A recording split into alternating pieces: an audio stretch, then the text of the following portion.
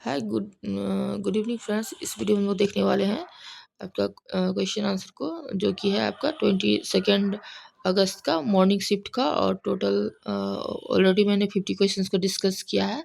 Rest के जो 50 questions है उसको इस वीडियो में हम लोग कवर करने वाले हैं।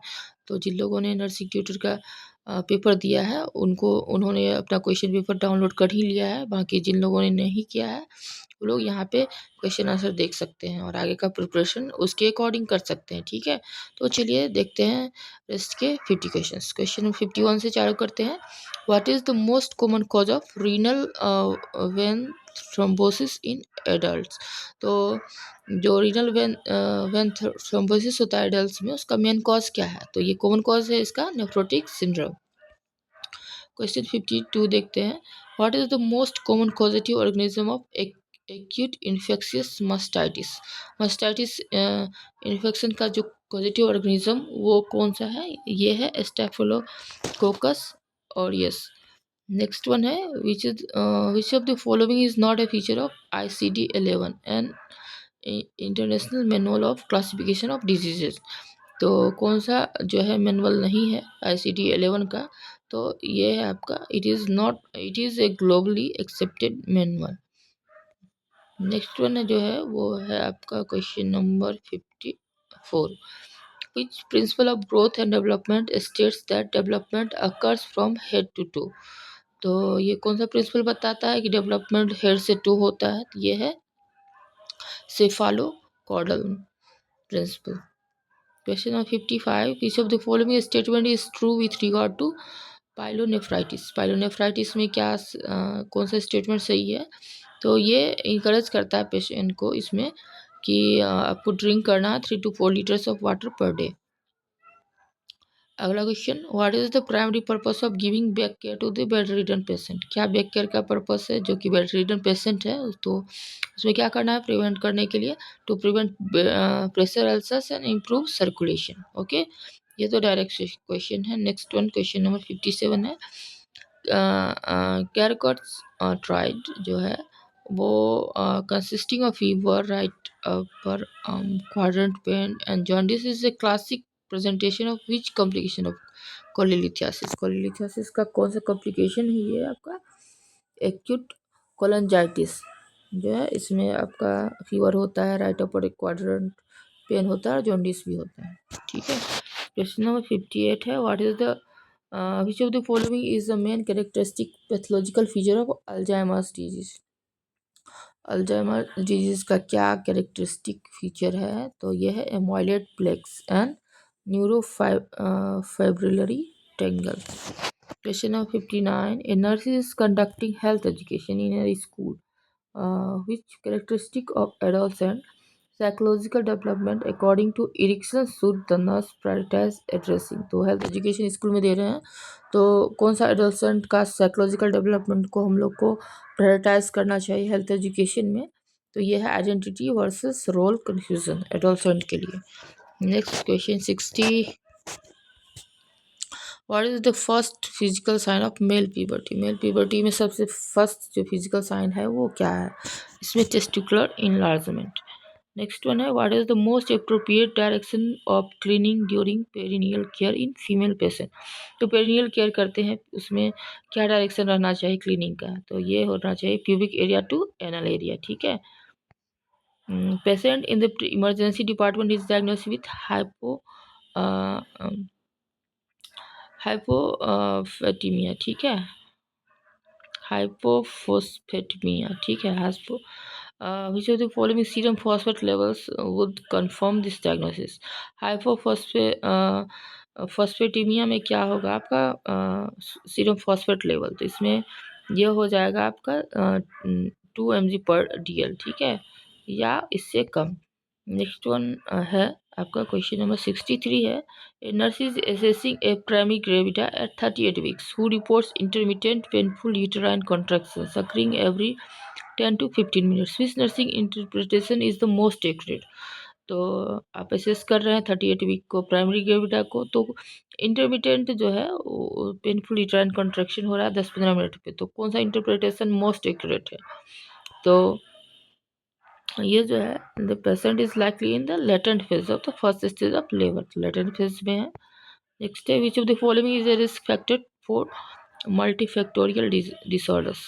तो रिस्क फैक्टर क्या है मल्टीफैक्टोरियल डिसऑर्डर का? ये है इन्वायरमेंटल एक्सपोजर।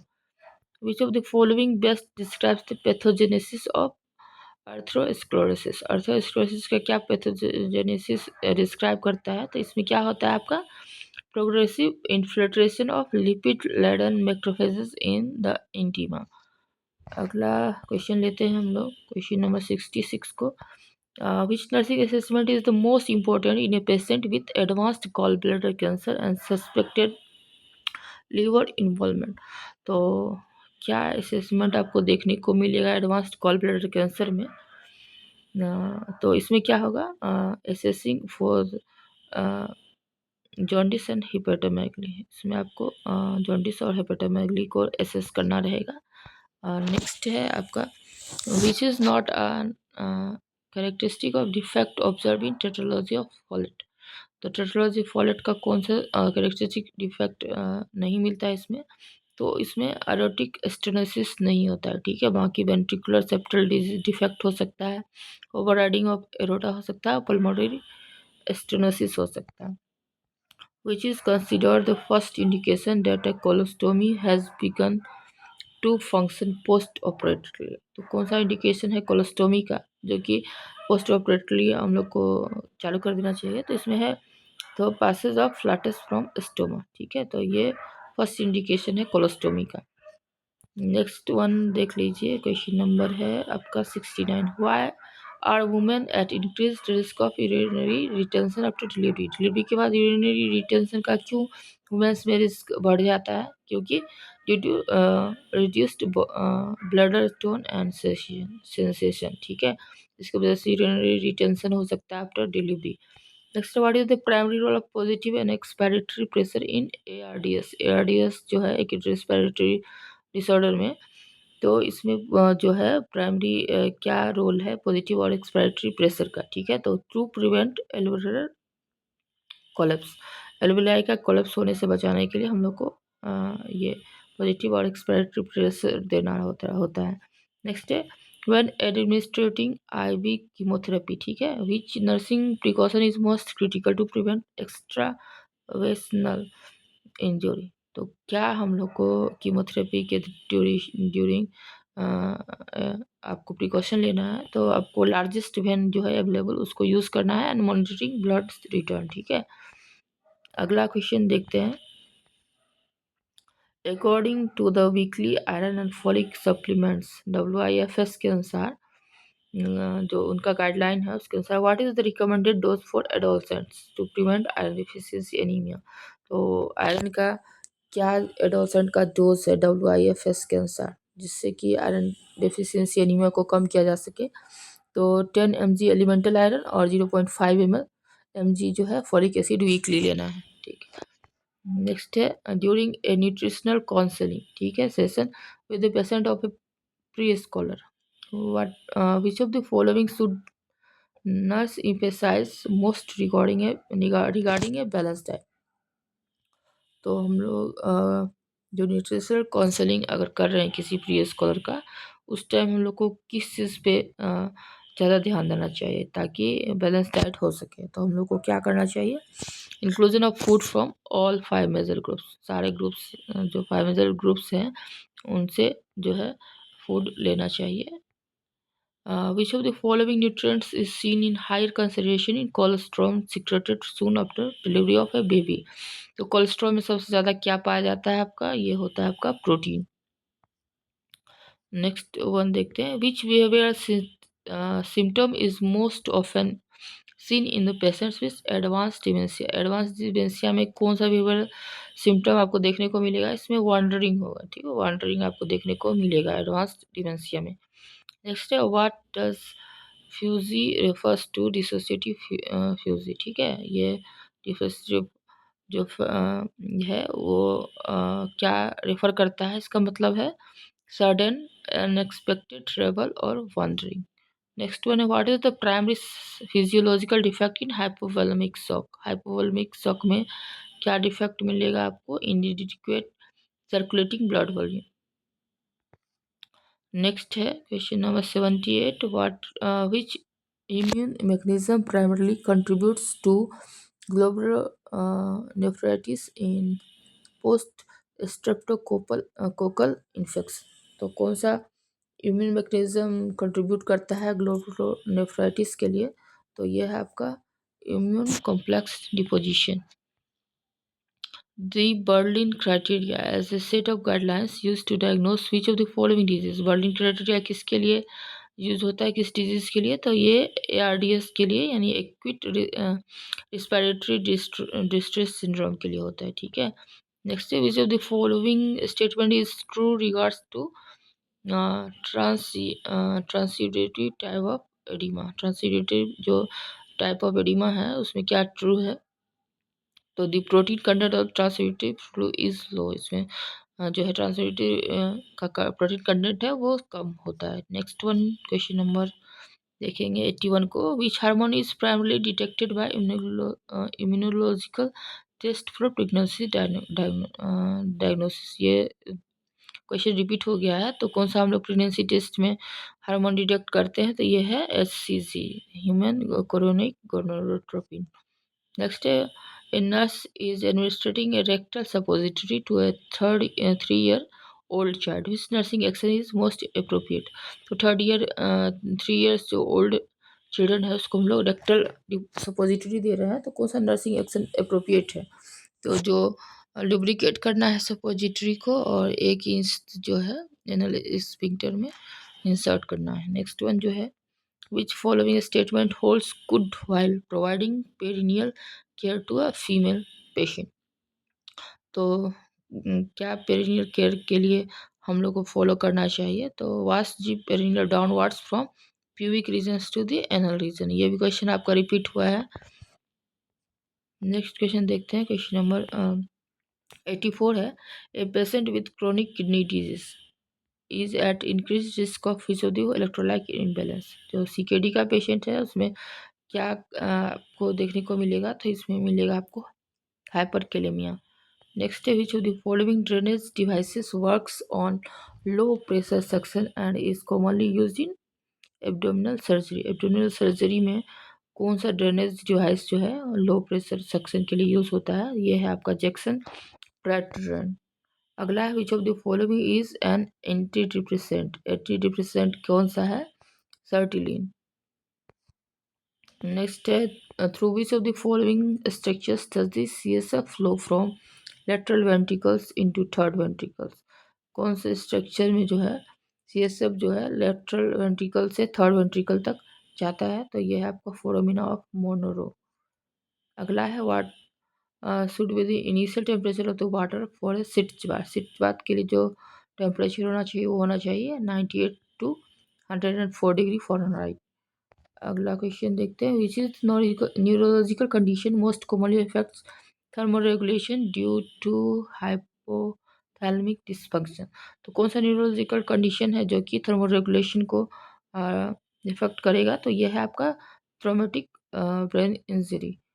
क्वेश्चन नंबर 90 देखेंगे हम लोग, विच of the following is an indication for the need of upper segment for classical caesarean section. तो अपर सेगमेंट सिजेरियन का कौन सा इंडिकेशन है? तो फीटल डिस्ट्रेस। नेक्स्ट वन है which nursing care plan of child with Duchenne muscular dystrophy which of the following goals is most appropriate. तो किसी को DMD है तो उसके लिए कौन सा nursing care plan most appropriate रहेगा? तो ये रहेगा prevent respiratory infection and optimise pulmonary function. अगला है which of the following brain tumours arises from cells that line the ventricles. तो कौन सा ब्रेन ट्यूमर्स जो है सेल्स से एराइज होता है और वेंट्रिकल्स तक जाता है? तो ये है एपिडाइमोमा, ठीक है, एपेंडाइमोमा। अगला क्वेश्चन देख लेते हैं हम लोग, if a village has 500 live births and 10 neonatals deaths in a year, what is the neonatal mortality rate? तो ये कैलकुलेट करना होगा फॉर्मूला पे आपको। न्यूनेटल मोर्टिलिटी रेट जो कैलकुलेट करते हैं उसके अकॉर्डिंग, तो ये हो जाएगा 20/1000 लाइपर्स, ठीक है। 500 पे 10 है तो 1000 पे कितना हो जाएगा? 20। तो ये 20 हो जाएगा न्यूनेटल मोर्टिलिटी रेट। नेक्स्ट है, what is the usual frequency range of alpha waves in ECG EEG sorry EEG के लिए जो अल्फा वेव्स का फ्रीक्वेंसी है वो है 8 to 13 hertz. What is the follow which of the following is a non surgical treatment for haemorrhoids. Haemorrhoids का non surgical treatment है वो है आपका रबर बैंड लाइगेशन। अगले क्वेश्चन को हम लोग देख लेते हैं। What is the inlet of N Android pelvis. Android pelvis का इनलेट क्या है, ये है हार्ट से। A doctor orders for 2 mg of morphine sulfate to be administered intravenously. The medication is available in a vial of 10 mg per ml. What is the amount to be administered? अब 2 mg जो है आपको morphine sulphate administer करना है, but एक while जो है वो 10 mg पर ml है, ठीक है। तो 1 ml में आपका 10 mg आ रहा है, तो 2 mg आ जाएगा आपका 0.2 ml, ठीक है। नेक्स्ट देख लेते हैं, विच of the following is a classic and commonly observe feature in a young child with separation and anxiety. तो कौन सा क्लासिक सिंड्रोम है आपका यंग चाइल्ड में जो कि सेपरेशन एंड एंग्जाइटी को शो करता है, वो है आपका clinging to parents. Next one देख लेते हैं, question number 99। Which method of temperature assessment is not recommended for an infant less than 6 month old। तो कौन से इन्फेंट में जो है वो रिकमेंड नहीं किया जाता है लेस देन 6 मंथ्स ओल्ड में, ये है आपका टिम्पेनिक। लास्ट क्वेश्चन देख लेते हैं, लास्ट वन है, what is the primary purpose of placing a patient in the recovery position. तो रिकवरी पोजिशन में पेशेंट को रखने का क्या प्राइमरी पर्पस है, तो ये है आपका to keep the airway open and prevent aspiration. तो ये टोटल 100 क्वेश्चन हम लोगों ने इस वीडियो में कवर किया है ऑलरेडी। ये सेकंड पार्ट है और ये 22 का ही क्वेश्चन आंसर है, और जो 22 अगस्त का सेकंड शिफ्ट का पेपर है वो नेक्स्ट वीडियो में हम लोग कवर करेंगे, ठीक है। Thank you and thanks for watching.